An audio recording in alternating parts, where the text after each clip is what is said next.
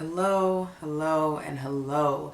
Welcome back to my channel. I hope you guys have had an amazing start to your day. I hope you guys have had a chance to eat a good breakfast, stretch, yawn, meditate, take your vitamins, start your day off right, read a little bit, study a little bit, whatever it is that helps you get your day started and makes you feel good. I hope you've had a chance to do that. As the title of this video states, these are going to be some of my tips for anybody who is a beginning waxing client, anybody who wants to get started with waxing, anybody who wants to just, get some information, is feeling a little bit nervous, doesn't know where to start. Let me help you out. Let me give you a little bit, esthetician to client. Let me give you some info. Let me try to teach you a little bit of something. So I do have the notes on my phone, so if I look down, I'm so sorry about that. I'm gonna try to edit it out as much as possible, but my attention span is not there. So I will forget or I will ramble, so I need to visually see what's going on here.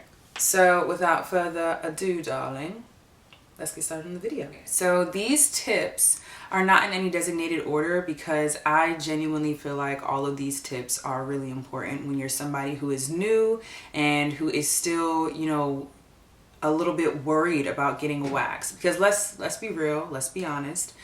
Getting waxed, just hearing those words, especially like if you're a girl, you're hanging out with your girlfriends and she goes, "Yeah, girl, I just got my Brazilian done." Some of us are like, you just did what? That doesn't hurt. Why would you do that to yourself? It can be a very intimidating, term, but I think it's very important for people to understand that waxing really, I'm going to say it really isn't that bad. And the reason why I say this, hold on. Let me explain. The reason why I say this is because when you get a wax, yes, I'm not gonna lie to you, those first 4 times at least, especially if you're an avid shaver, nair person or whatever, they are gonna hurt. They are gonna be uncomfortable. I'm not gonna lie. But the results that you get just from that first wax alone, they're worth it. They're worth it. I get a client that comes in for a wax that's never had a wax before, that after they see the results, they're like, okay, all right, I'm going to endure it. I'm going to endure this uncomfortability for the next 15-20 minutes because I know for the next 2-3 weeks, I'm going to be clean and bare, honey. So hey, and this goes for men too. This is not just for women. This goes for men too, because men get Brazilians, men get their back waxed, chest waxed, legs waxed, stomach waxed, so waxed. Men get these services done too, so this is for men as well. I just want to give you guys some tips and tricks just so that you guys can have a awareness of what you should be looking for, what you as a client should be doing to make the experience better, and what your esthetician as a service provider should be doing to help make the service the best it can possibly be. So let's start with the tips. All right, tip number 1, do your research. This is a big one. Do your research, do your research, do your research. Because you don't want to go somewhere where you are literally spread open. Okay? If you're getting a Brazilian, especially, you don't want to be somewhere where you're spread open. You are literally in the hands of your waxer at this point. There are so many things that could happen incorrectly that you want to make sure that you have somebody who knows what they're talking about, is experienced, and knows what they're doing. Seriously, it's not even, I know I'm laughing, but only because I have been inexperienced and I know the mistakes that I've made. So I know that I don't want other people going through that, right? You want to make sure that you find somebody who has really good reviews. Obviously, there are going to be, negative reviews every now and then, but you do want to find somebody who, if you can find some really decent reviews on their how professional they are, how clean they are, how they make somebody feel during the wax is extremely important. And that they have really good, that they have good tools, they have good manners, and that you come out feeling good. You don't want to come out of any kind of wax experience feeling like you never want to do that again, right? And if you can't find any reviews, give the place a call. Ask if you can speak to the waxer, the head waxer, or they may have multiple estheticians. If you can find reviews on one of them, ask if you can speak to them. Sometimes you can't if they're too busy, but just leave a message and say, hey, I just have a couple questions in regard to the waxing service. I'm new to waxing and just want to know if you could talk to me about a couple of questions that I have. Sometimes a phone call is really all it takes for the client to be like, you know what, I really like her personality. She was really helpful. I'm definitely going to come in. Or that could be the moment where you as the client is like, I don't like that experience, and that was just over the phone. I definitely don't want them waxing me. Tip number 2, exfoliate a few days before and after. So you should exfoliate 2 days before you get a wax, maybe even 3, depends on how sensitive your skin is. If it's very sensitive and prone to irritation, I would do 3. The reason why I say this is because if you are introducing yourself to waxing and your body is used to shaving or using Nair or anything like that, you want to make sure that your hairs, especially if you're prone to ingrowns, the hairs that are underneath the skin, you want them to come out. You want as much hair to be exposed as possible so that when you leave the wax, there are not hairs that are still sitting under the skin.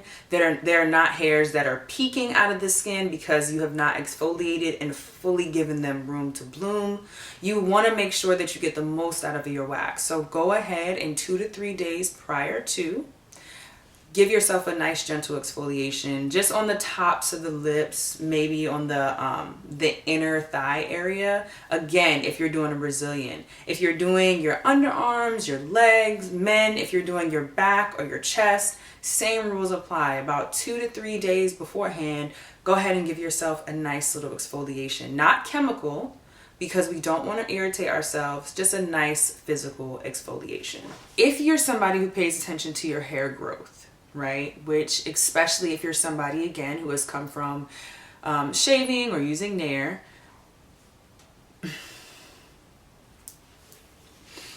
if you're somebody who pays attention to your hair growth, right? The best way that I've found, and some of my clients have found, to help rid themselves of or decrease the amount of ingrown hairs that they get after a wax, because those first couple of times it is possible that you're still going to get the ingrowns. Your hair has not been manipulated enough to be thinned out enough to where it's not that big of a deal.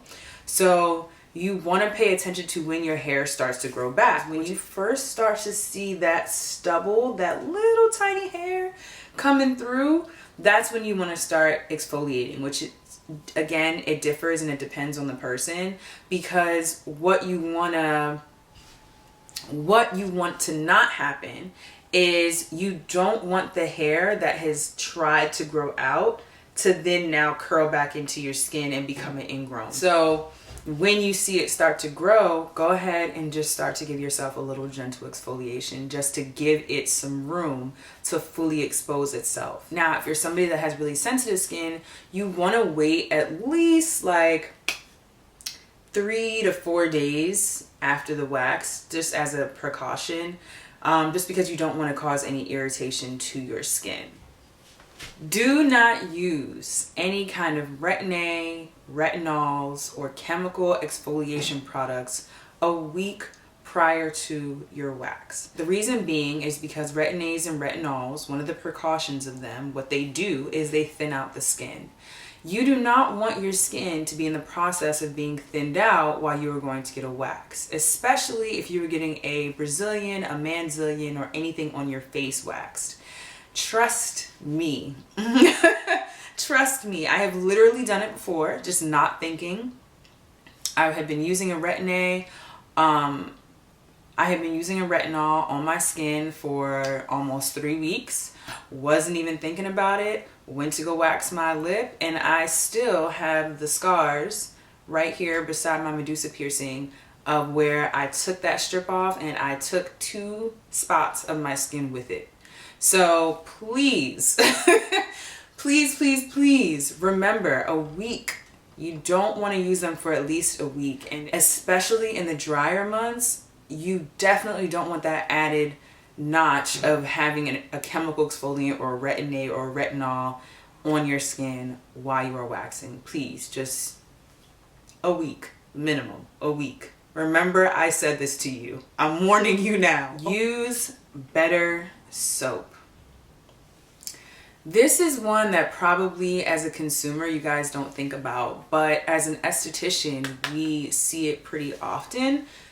Most of the time, especially when you're somebody who's a first-time waxer, when your esthetician goes to pull that strip, the hair follicle that has been sitting in the pore will tell your whole entire life story as far as what kind of soap you use, how clean that pore is.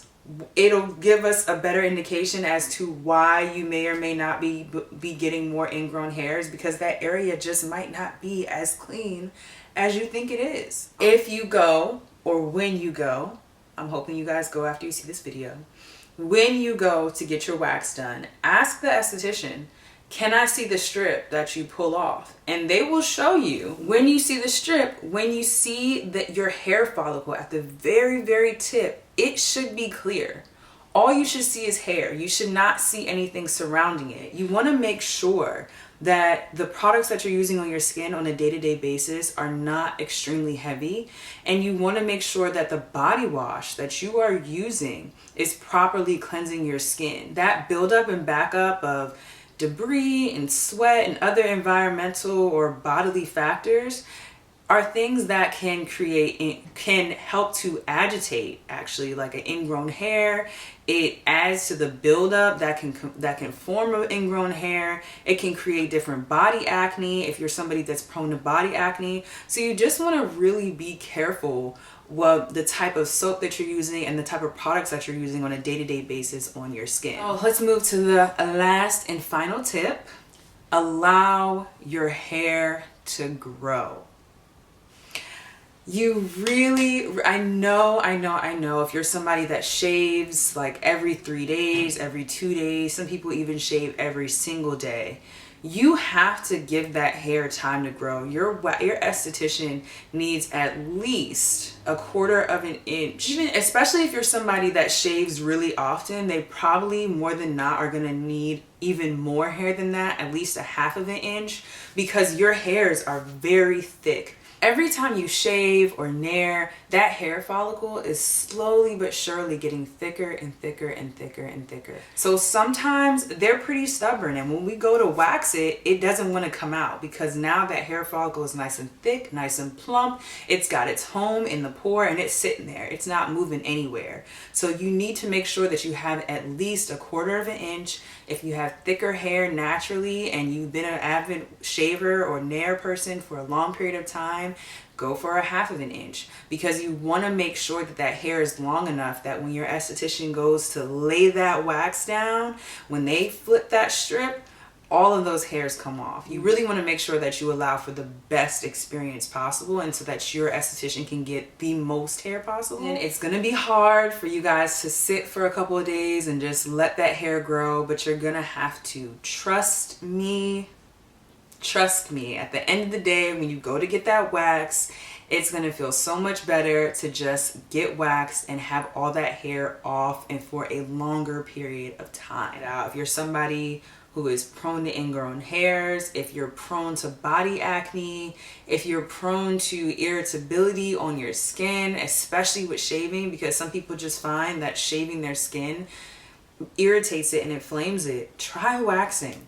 I think a decent amount of people will tend to like the results as opposed to shaving and using nair and things like that on a regular basis. Take my tips into consideration, try it out, come report back. Let me know if you guys do want me to do a video on ingrown hairs. I can show you guys like how, for myself and for some of my clients, how we go about it to minimize the amount of ingrown hairs that we may get. I can definitely do a video on that next. But in the meantime, thank you guys so much for watching. Thank you for tuning in. You guys can follow me on all my social medias. Instagram, it is lyvsworld. You can also follow me on Twitter at lyvia_. Until the next time, guys, I'm out.